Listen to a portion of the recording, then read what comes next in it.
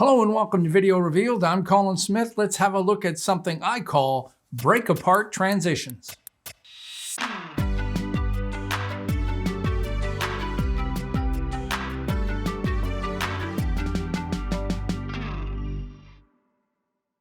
Okay, I want you to watch the final result twice. And there's a reason for that. It only takes a few seconds. Let's watch this.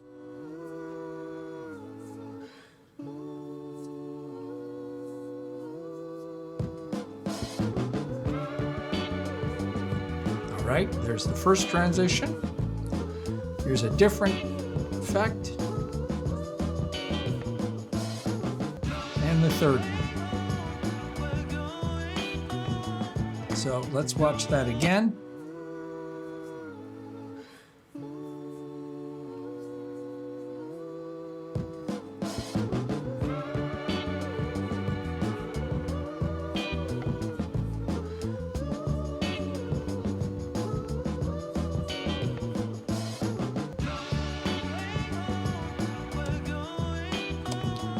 All right, I made you watch that twice because I wanted to see if you could spot any glitches in Photoshop files that I had, and you probably didn't. And the reason that's important is these are quick transitions. So when I'm about to show you the Photoshop stuff, you don't have to be perfect. They went by really, really quick, and you can get away with just a little less quality. Hey, if you want to spend all day working on something in Photoshop, go ahead. But I did these fairly quick. So let's break this down. So the first one is here. And I'm going to turn off the transition layer and show you. So this is the clip before, and this is the clip after. The transition is above that. I'll zoom in here for a little bit.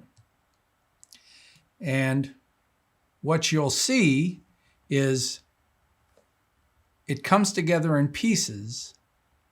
And then when it all comes together, then we start moving ahead.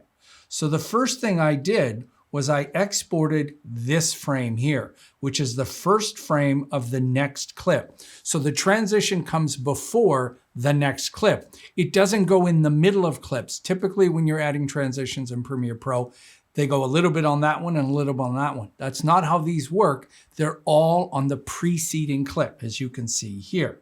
So once you export that out as a still frame, and you do that simply by clicking on this little guy here, choose either JPEG. The default on Windows is BMP, but use PNG or JPEG, and then you choose where it goes. So put all of these in the same folder. Next, we need to open that up in Photoshop. And I want to show you really quick where I got this idea. It was from watching Saturday Night Live. So I was watching this and I saw that transition. And I had a quick look at it and I realized, oh, those are just still images. They're just pieces of still images moving in. This is really simple to do if you don't have to do some cloning and replacing of images, which you have to a little bit in this one, and I'll show you in a second. Okay, so once you have that exported, then you open it in Photoshop. So let me open what I have in Photoshop.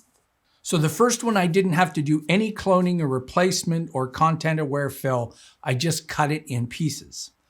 All right. So that's the main frame there. And I decided to take the building on the left, the building on the right, and the ground and her hat and cut that away.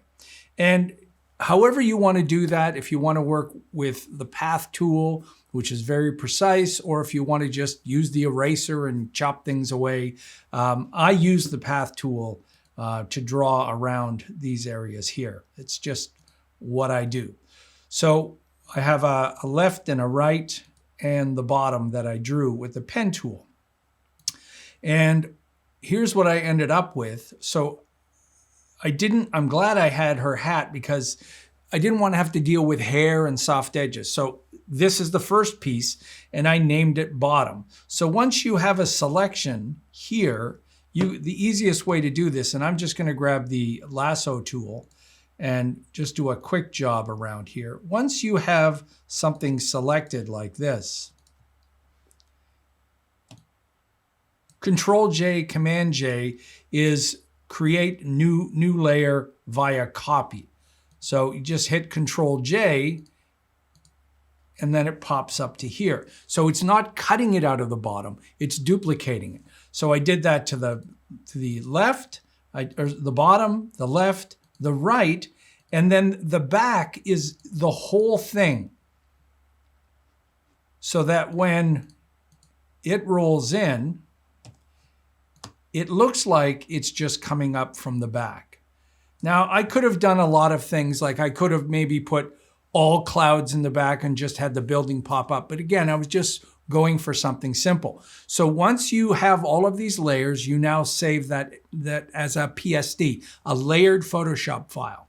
Make sure you don't have any background on here and everything is just on its own layer.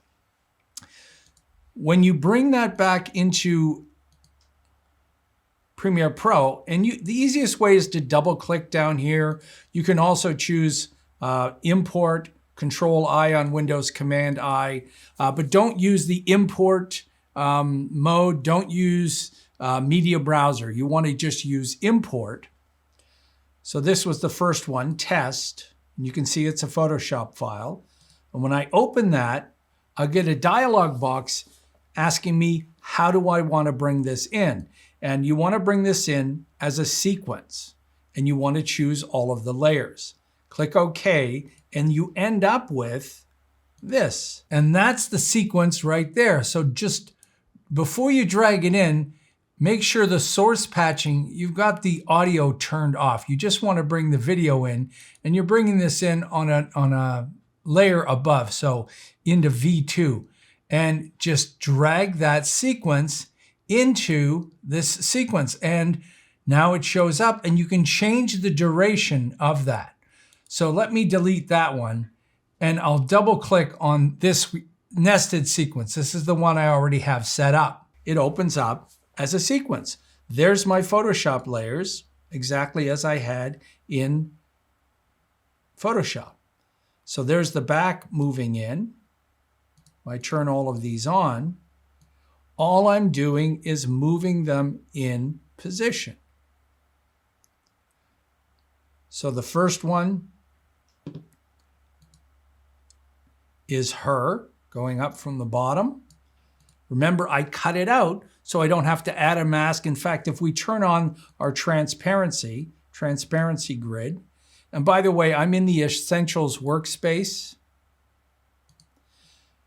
So this looks just like the Photoshop file. That one comes up. The next one comes up over here. And all I've done is I've just changed the position information. So it's very important you start by adding a keyframe where everything is in the right place. Don't start adding keyframes with them moved. So you can go to the same point in here and just add a position keyframe to each one. And then you can move these. You can see even if you added it here, you could move these around. So they all start and end their animation at a different place. And you just move these around wherever you want. The second one here, if you right click on it, you can ease it in or just choose Bezier. And this just helps it not look digital. It slides into place, boop, boop, boop, boop, boop.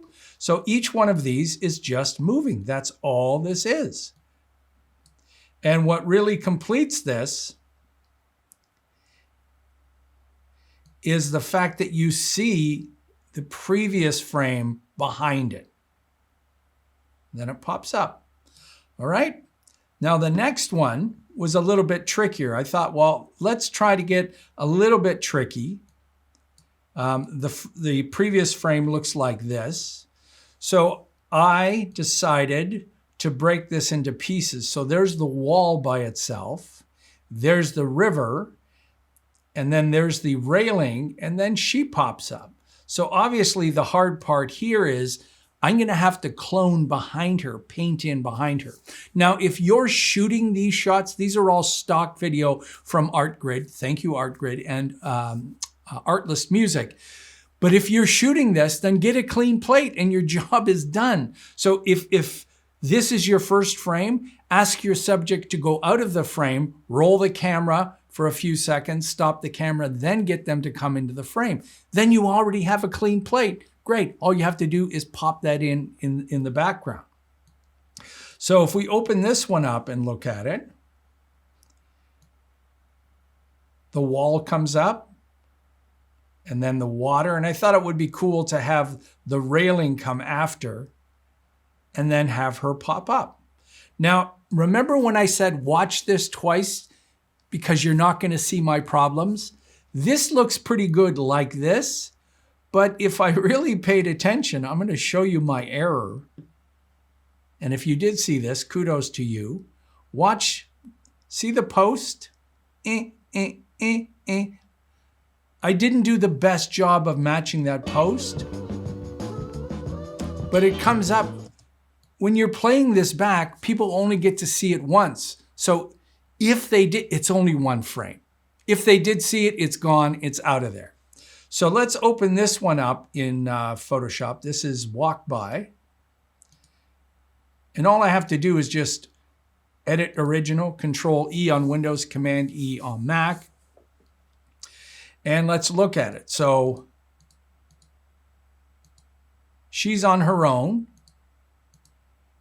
This one required a little bit of work. And I used the pen tool to draw all of that. The pen tool over here, when you click on it, you can draw a path, and then you can turn a path into a selection here. And that's what I've done.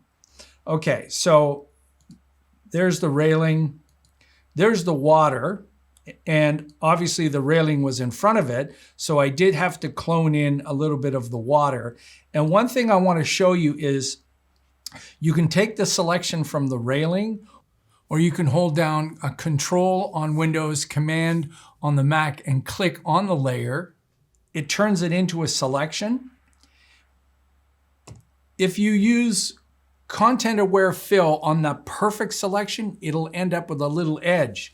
So if you go to the Select menu, Modify, and expand this maybe 2 or 3 pixels out, if you do decide now to use Content Aware Fill, and I got to make sure I have the right layer selected, Edit, Content Aware Fill, it's now going to fill in a larger part of the area.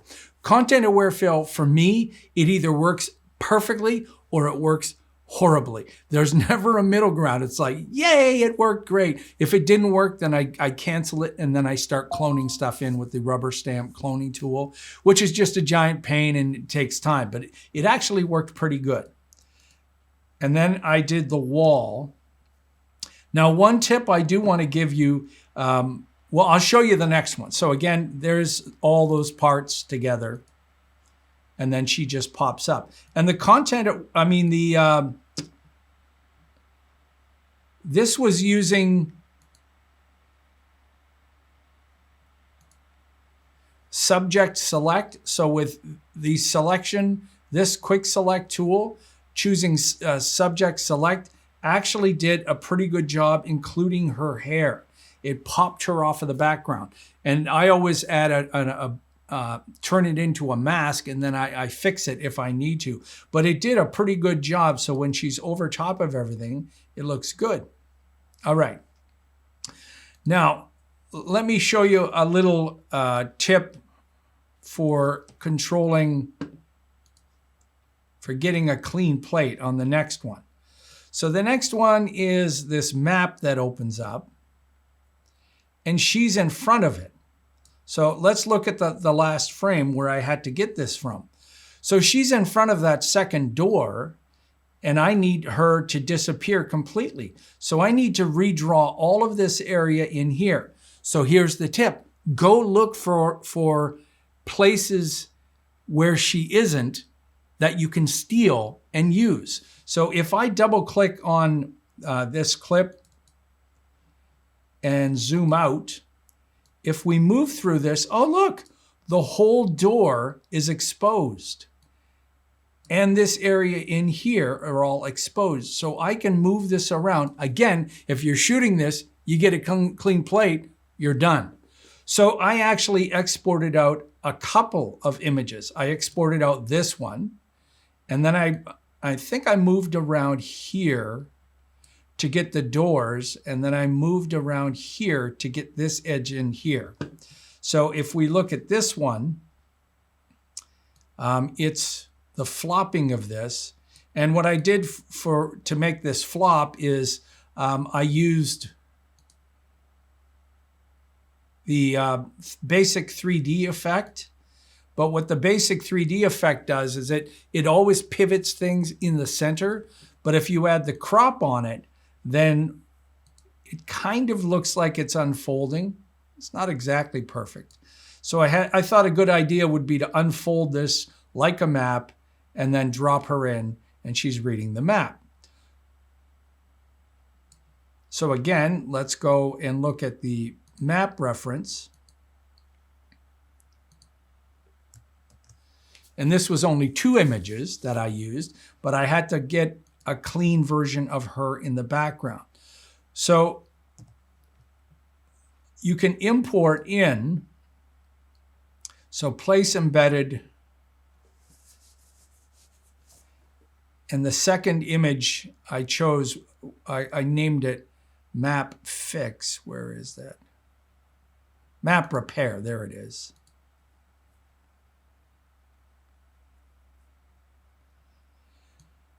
So it's floating around here, so just hit enter.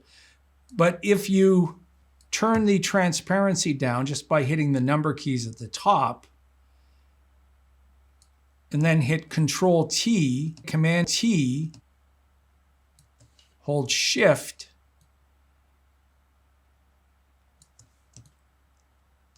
and you can try as best you can to match these. And now I'm holding the Control key on Windows, Command key on Mac, and you're trying to move that background and hit enter and 100%. So if I turn this on and off, you can see I've now been able to grab some of that window. The big issue here was the color was different. I'm guessing from the light, I had to add a little bit of light, and then I had to mask out the light, and then I had to use dodge and burn just to be able to get the rest of this. And then I had to fake this. And so it was fudging it around a little bit, but I did finally get the final result.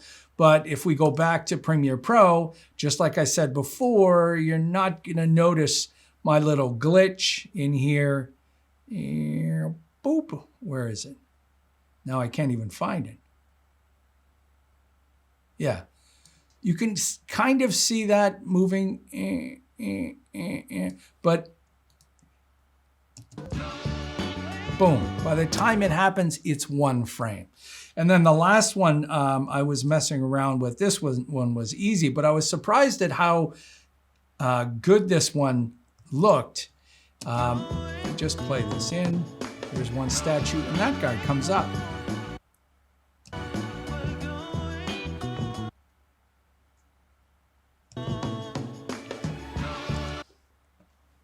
And all he is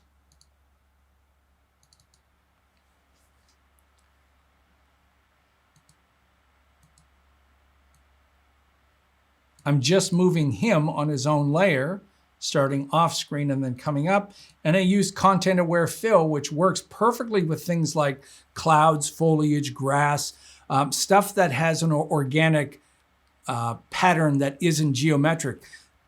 Content aware fill is horrible for things like bricks, like the cobblestone road. It's horrible. So you end up having to do that, place it in, and then distort it yourself. And then the final result, after all of that, and again, looks like this. I think it's a pretty good job.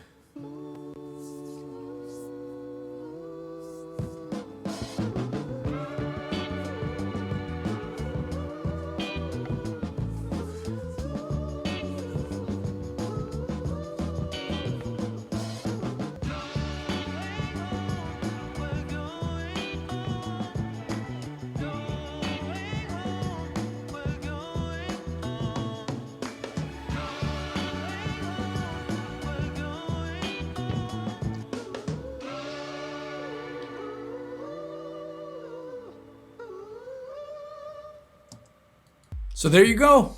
Something I call break apart effect, inspired from watching Saturday Night Live. Hopefully you can take this and have some fun with it.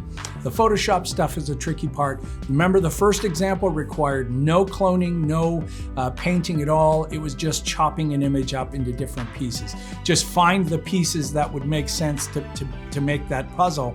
And I think the final result can look quite interesting. Oh, yes, that's it. Okay.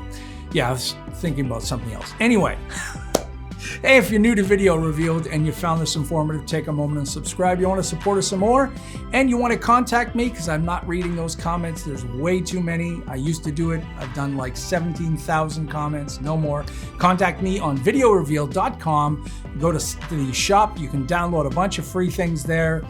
You can donate once monthly, any amount. We really appreciate our wonderful donors. Till next time, I'm Colin Smith, and it's my job to sit there and watch things on television and to get inspired and show you how easily you can bring that into your creative world.